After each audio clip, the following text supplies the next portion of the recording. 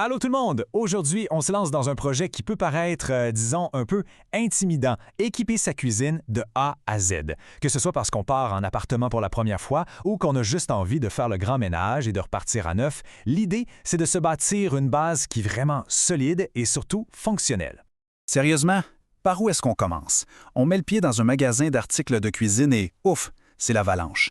Il y a des murs et des murs d'outils, de gadgets, de chaudrons de toutes les couleurs. C'est tellement facile de se sentir complètement perdu, puis soyons honnêtes, de finir par dépenser une petite fortune pour des affaires qui vont ramasser la poussière au fond d'une armoire.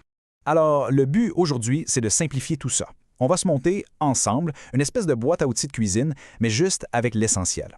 On va se concentrer sur les morceaux qui sont vraiment indispensables, ceux qui vont nous permettre de faire, mettons, 95% des recettes. L'objectif, c'est la fonction, pas d'avoir une quantité industrielle de cossins. OK, voici le plan de match pour aujourd'hui. D'abord, on va parler des 3 couteaux essentiels. Ensuite, comment choisir ses chaudrons et poêlons. Après ça, on va regarder les petits accessoires qui changent tout. Et on va finir avec quelques outils un peu plus spécialisés. C'est parti! All right, on commence avec le nerf de la guerre, les couteaux.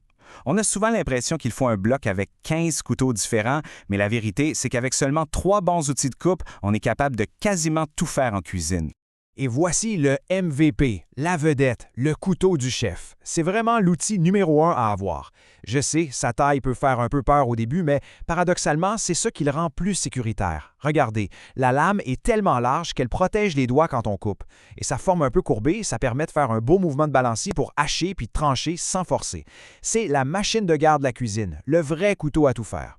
Le deuxième, c'est le couteau d'office. Lui, c'est le chirurgien de la gang. Il est fait pour les petites tâches de précision. Enlever le cœur d'une pomme, faire une petite incision, plier une gousse d'ail. Le problème, c'est que bien du monde l'utilise pour tout faire, comme couper une carotte. Puis ça, c'est plus risqué parce qu'on a moins de contrôle. Non, sa vraie job, c'est la minutie. Et notre troisième essentiel, surprise, ce n'est même pas un couteau. C'est le bon vieil économe ou l'épluche patate. Et celui-là, il est non négociable. Oubliez ça, peler avec un couteau. L'économe n'est pas juste plus rapide et plus sécuritaire, mais comme son nom le dit, il est beaucoup plus économique. Il enlève une pelure super mince, donc on jette moins de nourriture. C'est un must. Ça, c'est probablement le conseil le plus important de toute la présentation. Le couteau le plus dangereux est celui qui est mal aiguisé. Pourquoi? Pensez-y.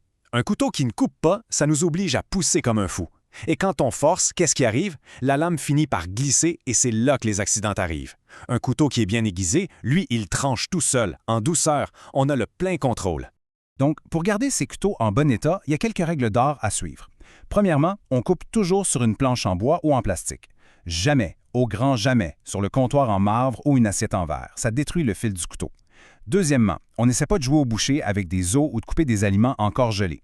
Troisièmement, on les lave à la main. Le lave-vaisselle, c'est l'ennemi juré des couteaux. Et finalement, on les range soit dans un bloc, soit sur une bande magnétique pour pas que les lames s'abîment. Un bon couteau bien entretenu, ça peut durer toute une vie. Bon, on a de quoi couper. Maintenant, il nous faut de quoi cuire. Le choix des chaudrons et des poêlons, c'est vraiment la fondation pour réussir ces cuissons sur le rond. Quand on magasine des chaudrons, on voit plein de matériaux différents. En gros, il n'y a pas de matériau parfait. C'est toujours un compromis. L'acier inoxydable, c'est super durable, ça se lave bien, mais ça conduit mal la chaleur. C'est pour ça que les bons ont souvent un fond sandwich avec de l'aluminium dedans. La fonte, c'est un tank. C'est lourd, c'est long à chauffer, mais une fois que c'est chaud, ça le reste. C'est génial pour mijoter.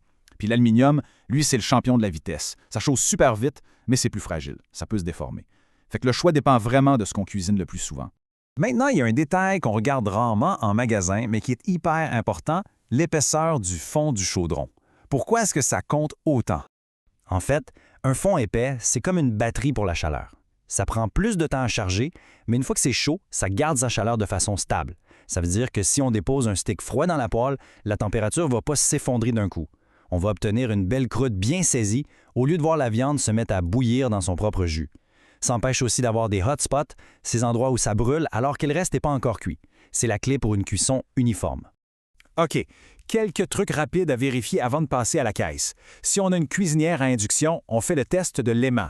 S'il colle bien solide en dessous, c'est bon.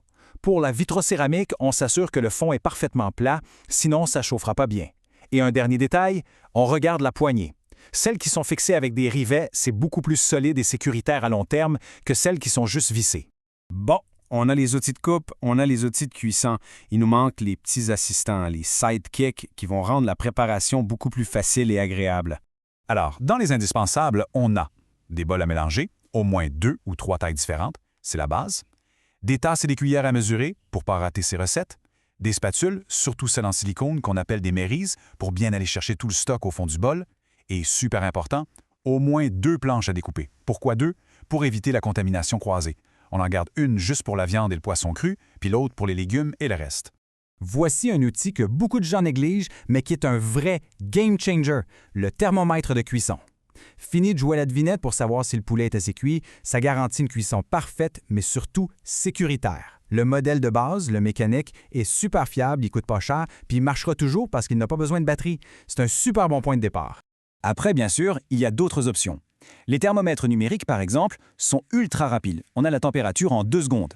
Et il y a les modèles avec une sonde qui sont parfaits pour les grosses plaies au four. On plante la sonde dans la viande, on laisse le boîtier à l'extérieur et ça sonne tout seul quand c'est cuit à la bonne température. C'est vraiment la fin de la cuisson au pif. OK, une fois qu'on est à l'aise avec la base, on peut commencer à regarder des outils un peu plus spécialisés. C'est là qu'on passe au niveau supérieur et qu'on explore de nouvelles façons de cuisiner. Un bon exemple, c'est l'autocuiseur, que beaucoup appellent un presto. C'est un chaudron qui cuit avec de la haute pression, et ça change complètement la donne pour les temps de cuisson. Un bœuf bourguignon qui devrait mijoter pendant 3 heures, dans l'autocuiseur, c'est prêt en moins d'1 heure. Ça transforme des plats de fin de semaine en repas de semaine super rapides. Et puis, il y a d'autres outils comme la mijoteuse, qui est un peu le contraire de l'autocuiseur. Elle cuit tout très, très lentement. C'est parfait pour rendre des viandes moins chères super tendres. Ou encore le bain-marie, qui permet une cuisson toute en douceur, idéal pour des crèmes ou pour faire fondre du chocolat sans le scraper. Bref, ce sont des outils qui ouvrent la porte à plein de nouvelles recettes. Finalement, tout ça nous ramène à l'idée de départ. La clé, ce n'est pas d'avoir une montagne de gadgets. C'est d'avoir une base solide d'outils de qualité et d'apprendre à bien s'en servir. La maîtrise des quelques outils essentiels vaut bien plus qu'une cuisine qui déborde de cossins qui servent jamais. Et voilà, ça fait le tour de notre guide de base. J'espère que ça aide à y voir plus clair. Avec une bonne boîte à outils, la cuisine devient vraiment plus facile et plus le fun. La seule question qui reste maintenant, c'est quel sera le premier plat pour inaugurer tout ça?